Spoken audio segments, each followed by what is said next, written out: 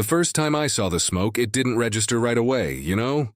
I was just heading back from the agricultural co-op, a place I'd been going to every Tuesday for 6 years, since I retired from the fire service and took over my late brother's corn farm. It was a clear, cool, perfect morning for harvest. But as I turned the final bend down Granger Road and saw the top of my fields in the distance, a strange gray veil just hovered there above the stalks.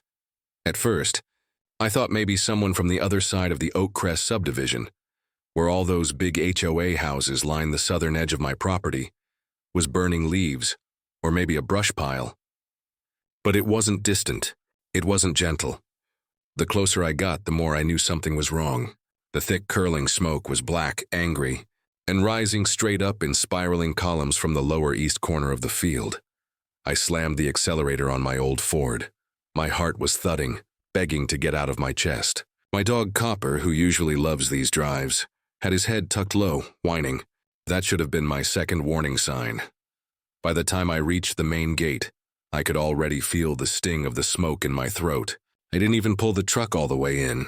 I threw it in park, half-turned on the driveway, and just bolted to the edge of the crops. What I saw made me stop cold. There were flames, thick, roaring tongues of fire licking up entire rows of dried corn, turning golden husks into ashen skeletons in seconds. The east field, my best plot, the one closest to the HOA fence line, was completely ablaze. The crackle was deafening, and I could feel the heat pulling sweat from my skin even 20 yards away. And standing just beyond my wire fence, arms crossed, completely unmoved by the chaos, was Karen Denton. She stood there like she was surveying a mild inconvenience. Her red blouse too pristine, her sunglasses too casual for the hell playing out behind her. She wasn't calling 911. She wasn't shouting for help. She was just watching like this was entertainment. "Karen," I shouted through the thickening smoke, barely able to get the word out. "Did you call this in?" She looked at me slowly, took off her sunglasses and blinked once. "Isn't that your job?" she called back. "After all, it's your mess." My fists clenched so tight the blood drained from them, but I didn't yell. I didn't throw blame, not yet. Instead, I bolted back toward the truck, grabbed the radio I still kept in the glove box, and called it in myself. Old habits die hard, you know. "This is Daniel Grady.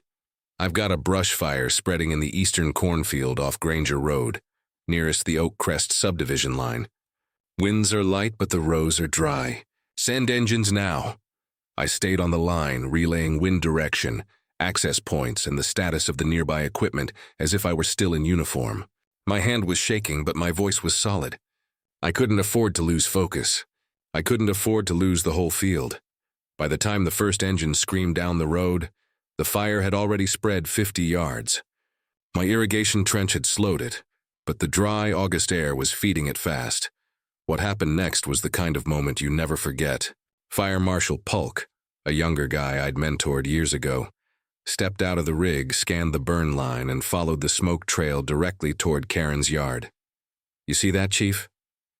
he muttered, stepping forward with binoculars. "Origin looks to be right near the fence line." "I know exactly where it started," I said, my voice low. He didn't ask more. He just started issuing orders.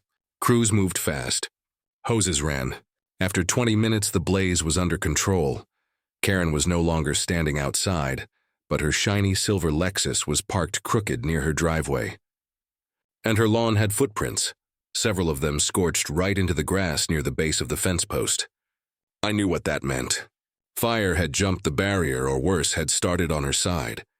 As the smoke cleared, I walked back toward the eastern edge of my property, scanning the blackened soil. And there it was, a charred canister like the kind used for backyard fire pits.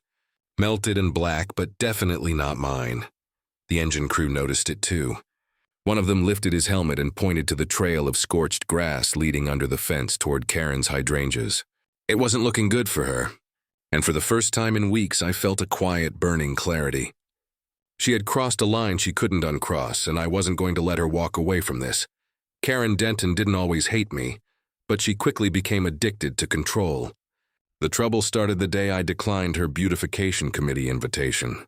She wanted me to replace the rows of corn that faced the HOA homes with something more aesthetic, like decorative hedges. "This isn't a hobby farm, Karen," I replied. "This feeds my family and a few others." Her smile twitched. And that was the moment I saw it.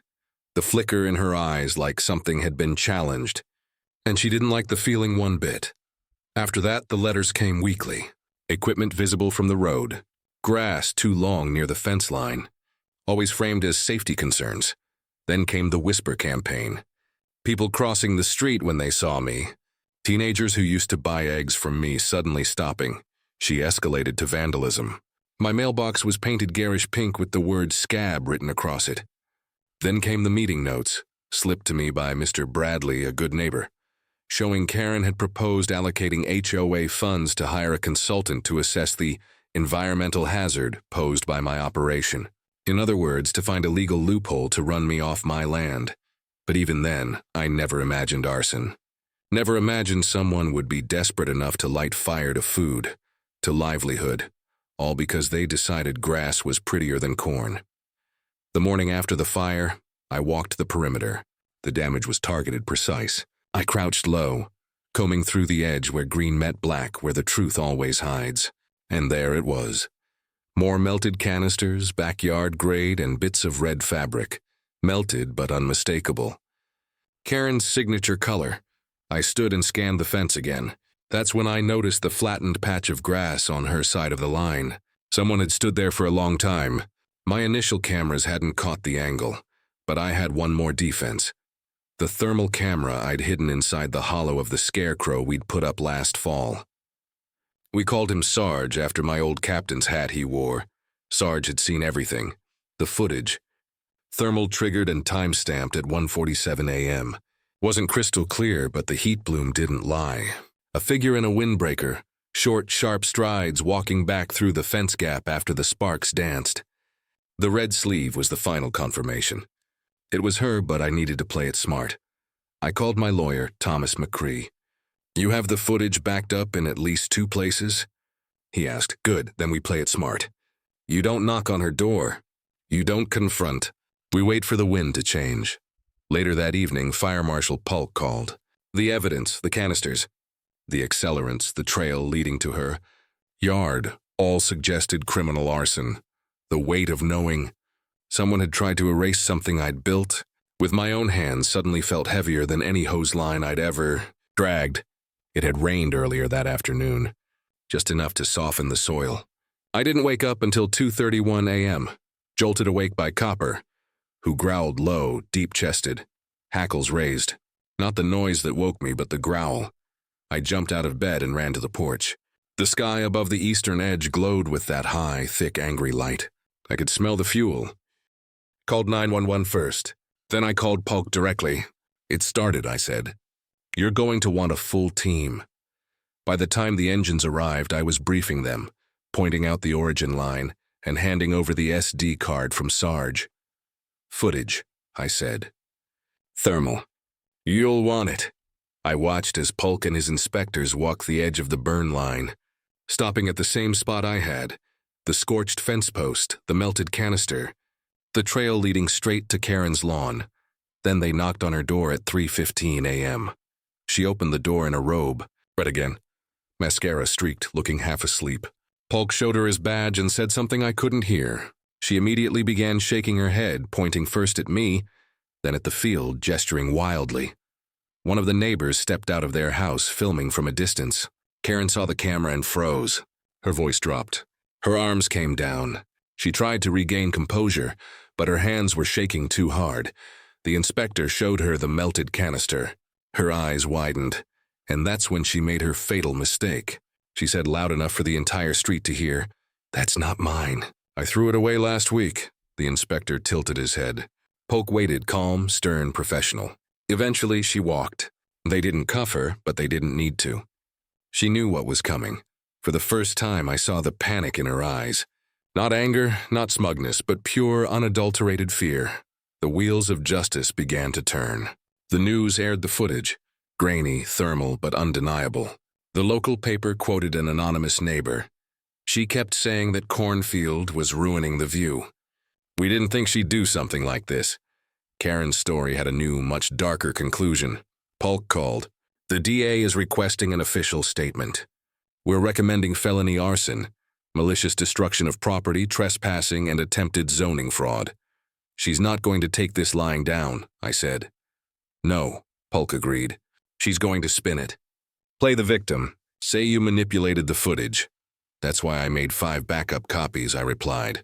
The day of the civil hearing was intense. The courthouse smelled like old paper and cold coffee.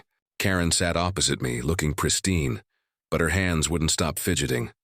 My lawyer, McCree, didn't pull any punches. He presented the footage, the fire marshal's report, the ignition devices found in my field. Then he dropped the heavier hammer. He revealed minutes from a closed HOA board meeting, where Karen had pushed for soil tests and tried to use funds to hire consultants, all to frame my farm as a fire risk and force a zoning challenge. It proved intent to harass long before the fire. Rick, the repentant treasurer, took the stand, visibly nervous but firm. She told the board last month that your sprinkler runoff was contaminating HOA soil. Said you were refusing inspection requests. He swallowed. She said you made the neighborhood look poor. Said if we push hard enough, he'll either sell or snap. You didn't stop her, I said quietly from the back of the room. Cutting through the silence. We followed Karen's lead, he mumbled.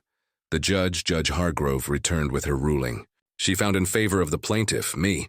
Karen and the HOA were ordered to pay $147,200 in damages and cease all enforcement actions. A week later, a for sale sign went up on her lawn. No farewell party, no dramatic goodbye post. Just a single moving truck pulling away on a cold Thursday morning. The same silver Lexus, repaired now, rolled past my gate one last time, windows tinted, never looking back. I didn't celebrate. I didn't need to. I walked out to the barn and looked at the old tractor.